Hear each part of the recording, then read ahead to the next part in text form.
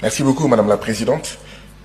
Monsieur le Président de la Commission de la CEDEAO, chers collègues, bonjour. Monsieur le Président, depuis quelques jours ici, nous écoutons les rapports des différents pays. Tous les pays disent qu'ils ont des problèmes de santé. Tous les pays disent qu'ils n'arrivent pas à nourrir leur population. Tous les pays disent qu'ils ont des problèmes d'école. Tous les pays, même là où il y a les djihadistes des États-Unis, même là où il y a l'armée française, disent qu'ils ont des problèmes de sécurité. Je n'entends pas dans le rapport des réponses à ces problèmes.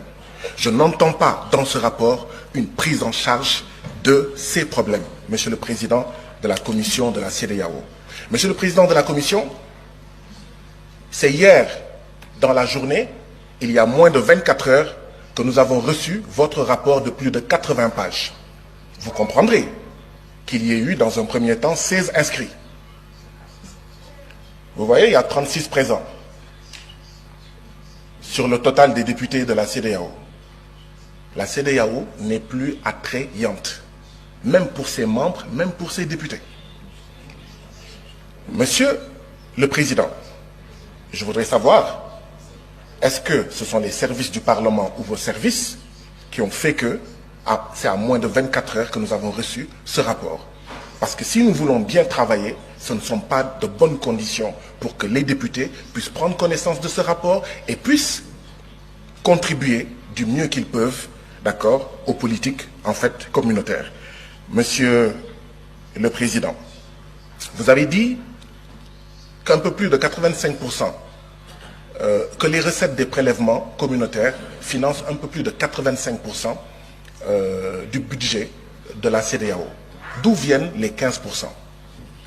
D'où viennent les 15 autres pourcents? Monsieur le Président,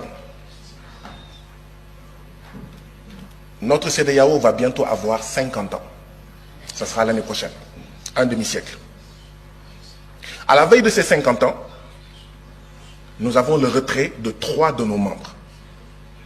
Voilà le bilan de la CEDEAO. Nous nous attendons à avoir un discours d'électrochoc, mais pas un discours qui nous fait rester dans notre sommeil. Monsieur le Président, une CEDEAO qui pousse ses membres à assassiner ses artisans, ses paysans, ses jeunes, ses femmes, envoyer ces jeunes dans le désert du Sahara, dans la mer Méditerranée ou l'océan Atlantique, qui pousse ses membres à assassiner leurs petites et moyennes entreprises, en poussant ces États membres à signer les accords de partenariat économique entre l'Union européenne et l'Afrique de l'Ouest. Et tout le monde savait que les accords de partenariat économique, c'est la possibilité pour 85% des marchandises de 27 États de l'Union européenne d'entrer dans nos pays sans payer de droits de douane. Comment est-ce qu'on va régler la problématique du chômage? Comment on va régler la problématique du Sénégal où le taux de mortalité des petites et moyennes entreprises est de 64%? Et je suis persuadé que c'est à peu près pareil dans tous nos pays.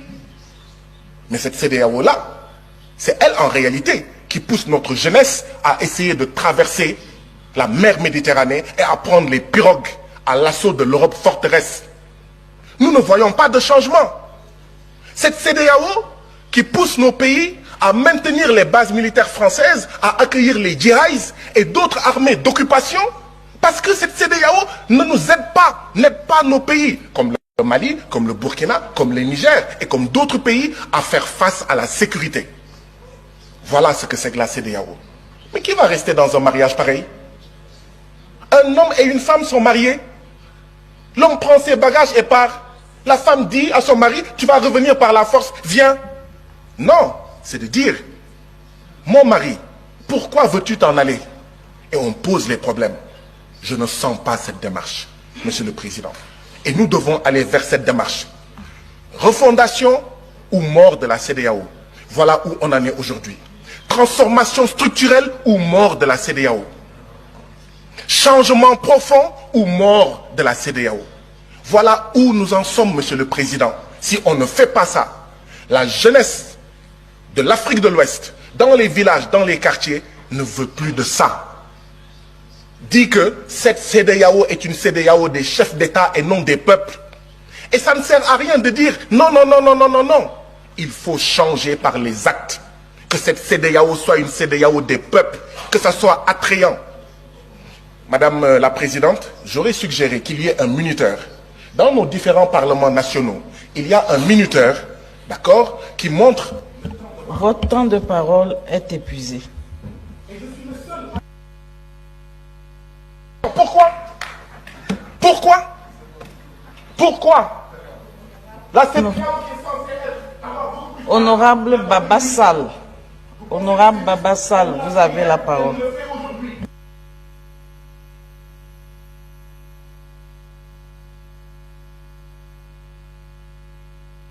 Démocratisme, que les gens sortent de la CEDEAO, que les gens sortent de la CEDEAO. Honorable Baba Sall.